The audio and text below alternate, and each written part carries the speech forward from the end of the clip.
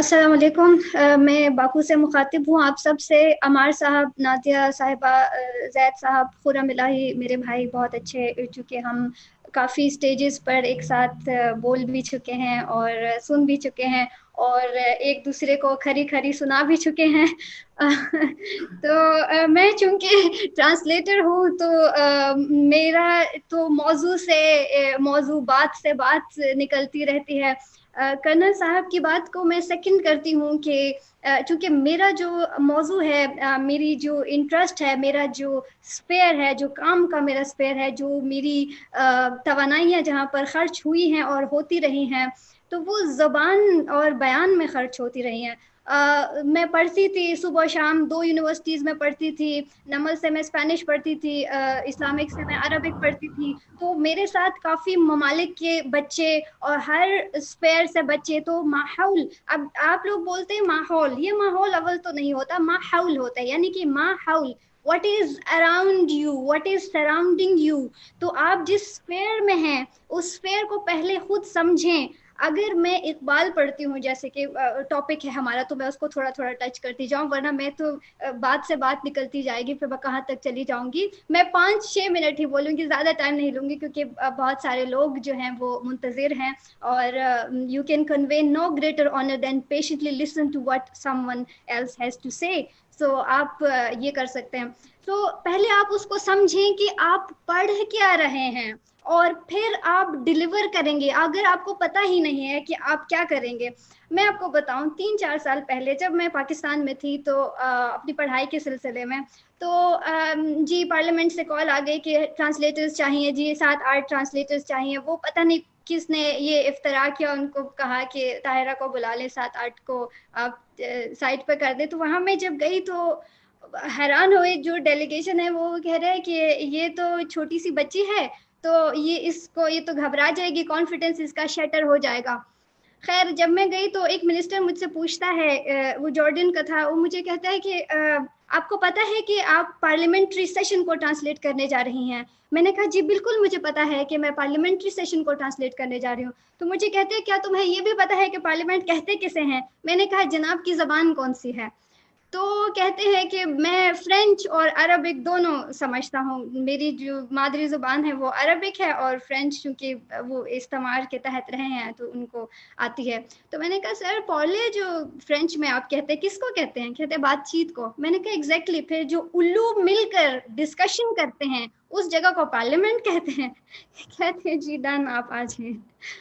तो पहले आप खुद को समझें कि आप हैं कहाँ पर और आपके सामने क्या है। कलाम इकबाल के साथ जैसे कि अमार साहब ने कहा कि कोनिया में जब ये जाते हैं तो वहां पर वो सेमाजिन कहते हैं, हम उसको टर्किश में वो जो वर्लिंग दरविश होता है, तो हम दरविश कहते हैं, उर्दू में आप दरवेश कहते हैं, फारसी में दुर्वेश है, बहुत सारी इसके ऊपर आ रहा है। तो स्वीपिंग कमेंट्स ना दीजिए। जैसे कि मैंने स्कॉलर्स को या बहुत सारे लोगों को सुना, तो एक तो मुझे खुद अमार साहब आई सेकंड यू कि मुझे अशार याद नहीं होते, तो मैं पढ़ के सुनाती। हालांकि मुझे फारसी भी आती है, मुझे अरबी भी आती है, तो उसके मुझे कलाम इकबाल को समझने या फहम का मुझे मसला नहीं है। लेकिन वो एक बात है कि मैं अपने माहौल, अपने सराउंडिंग से कैसे उसको रिलेट करूं। मुझे जुगनू अच्छे लगते हैं, तो मैं वो जो जुगनू की रहनुमाई है बुलबुल के लिए, मैं खुद अंदलीब हूँ, तो एक जुगनू मेरे लिए क्या मानी रखता है वो मैं समझाऊंगी, वो मैं बच्चों को, मैं यूथ को समझाऊंगी। मैं खुरम के साथ एक स्टेज पे हम लोग साथ थे, हम खुदी के टॉपिक पर बोल रहे थे, 2 साल गालिबन गुजर चुके इस बात को। तो वहां पर जो बच्चे थे, 500 बच्चा वहां पर मौजूद है, और वो यूथ है सारी। उसको चैनलाइज नहीं किया गया, उनकी नॉलेज को चैनलाइज नहीं किया गया। कोई कह रहा है कि हमारे इन्हितात और जवाल का जो वजह है वो ये है, ये बिल्कुल भी नहीं है। बुक फेस्टिवल्स, क्योंकि मैं राइटर भी हूँ, तो बुक्स फेस्टिवल मैंने अटेंड किया, पाकिस्तान में बेहतरीन काम हो रहा है। किताबें बिक रही हैं। अगर किताबें बिक रही हैं तो इसका क्या मतलब है कि कारी मौजूद है। लेकिन कारी आप किसे कहते हैं? आपने तो कभी बच्चे को बताया नहीं कि रीडर कारी होता है। वो खुद अब आपने उसको समझता नहीं है, तो आप वर्डिंग्स को आसान है, जैसे हम ट्रांसलेशन में, मैं आपको बताती हूँ अपनी ज़बान में जिस तरह हम कहते हैं, तो ट्रांसलेशन की डिफरेंट टेक्निक्स होती हैं। मेरी क्लास में मेरे साथ जो है 7-8 नेशनलिटीज़ की बच्चियाँ होती थी, तो हम लोग पढ़ते थे जी इल्म दलाला, अरबिक में पढ़ते थे, इंग्लिश में पढ़ते थे सेमांटिक्स, दोनों एक चीज़ है, खुरम भाई इसको समझेंगे बेहतर। तो जब वो हमारे डिपार्टमेंट ने 3 टीचर्स तब्दील किए, क्योंकि उनको सेमेंटिक्स समझ नहीं आता बच्चों को, और वो शिकायत कर देते हैं। फिर आपको पता है कि एक आपके डिपार्टमेंट का 90% स्टूडेंट्स फॉरेनर हो और वो शिकायत करे, तो फिर आपके ऊपर प्रेशर पड़ता है। तो जब वो टीचर, तीसरी टीचर आई, तो उसने कहा कि मैं कैसे समझाऊं, मुझे नहीं समझ आती कि ये लोग क्यों नहीं समझ रहे, हालांकि हमारी क्लास में 4x4 जीपीए लेने वाली बच्ची भी मौजूद थी और उसको भी समझ नहीं आती थी। तो मैंने उनको कहा कि अच्छा मैं आपकी हेल्प कर सकती हूँ इसमें। तो मैं लड़कियों को क्या करती थी कि उनको डेली लाइफ में उनकी कल्चर से रिलेटेड मिसालें देती थी। उनके, अगर थाईलैंड की बच्चियां हैं तो मैं उनको थाईलैंड की मिसाल देती थी, आपकी कंट्री में ऐसा होता है, आपकी कंट्री में, चाइना में ऐसा होता है, यमन में ऐसा होता है, इराक में ऐसा होता है, तो इंडोनेशिया में ऐसा होता है। तो उनको अपने माहौल से जो है वो चैनलाइज करें, तब आप इकबाल उनको समझा पाएंगे। वरना ये मुश्किल इस्तारे जो तशबीह है, शहबाज, ममूला, शिकरा, शहपर और कबूतर, ये तो इकबाल ने कहा ही नहीं है, ये तो इकबाल ने कोट किया है। देखिए पहले आप जनरेशन गैप को समझें।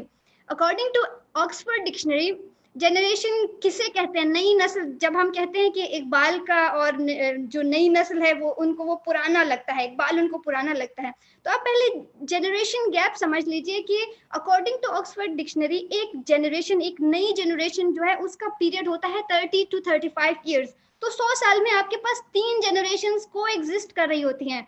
बैक वक्त आप 3 जनरेशन को डील कर रहे होते हैं, तो आपके पास समझ लीजिए कि 30-35 साल का वो जनरेशन गैप है, इतना ज्यादा तो नहीं है।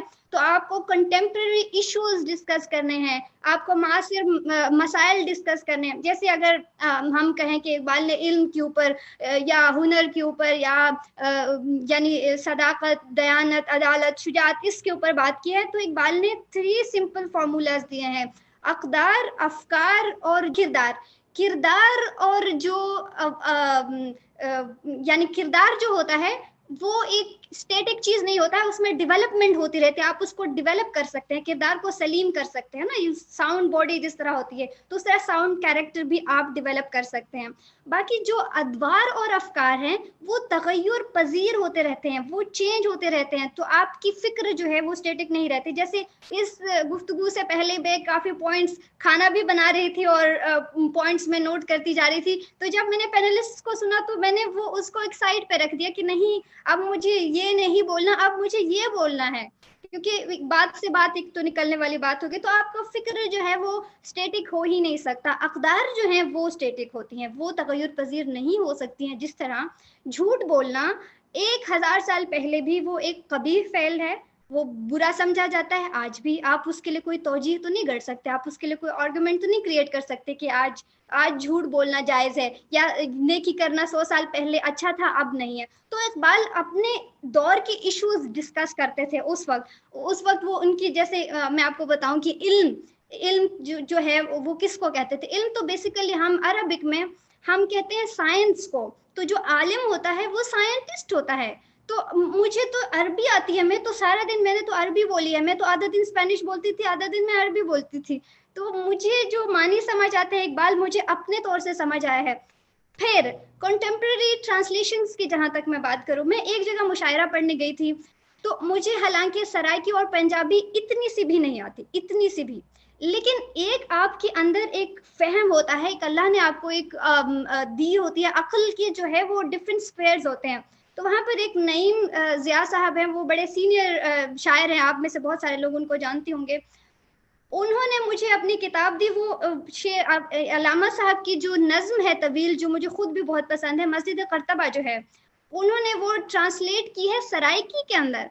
अब जो सराइकी के बच्चे, जैसे अमार साहब ने बात की कि ग्रास रूट लेवल पे देहात के बच्चों को कैसे समझाए, सराइकिस्तान में जितने बच्चे रहते हैं तो उनको मस्जिद करतबा बेशक मेरी तरह उनको उर्दू में समझ नहीं आई, बेशक उनको फारसी में समझ नहीं आई, अरबी उनको इस्तारात समझ नहीं है, लेकिन सराइकी में तो समझ आएगा। तो इतने चीजें मौजूद हैं, आप ये स्वीपिंग कमेंट्स मत दीजिए कि ये काम तो हो नहीं रहा, ये तो हमारे पास है नहीं। तो आपके पास सिर्फ प्लेटफॉर्म्स की कमी जरूर है, लेकिन चीजें मौजूद हैं।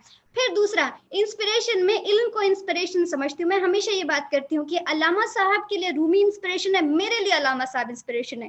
भाई मेरे लिए तो गज भर दूरी के ऊपर है रूमी, लेकिन मैं मुझे क्या पड़ी है कि मैं जाऊं वहां से पाकिस्तान से मैं एक नैरेटिव एक बोरो करूं। लेकिन जो नौजवान को समझना होगा कि डबल डिस्कोर्स से उसको बचना है और बोरो नैरेटिव से बचना है, उसको जो इंस्पिरेशन है वो लेना है। देखिए इंस्पिरेशन लेना कोई बुरी बात नहीं है, अलामा साहब ने इमर्सन को भी कोट किया है, उससे माखूज किए चीजें नीच से खुरम भाई बैठे हुए हैं, ये बेहतर इसको एक्सप्लेन करेंगे। हकीम स्पिनोजा को वो करते हैं, फिर इस्लामी फिक्र में वो इमाम गजाली और रूमी को वो पसंद करते हैं। तो इसमें तो हम नहीं कह सकते कि ये चीज खत्म हो रही है या इस तरह।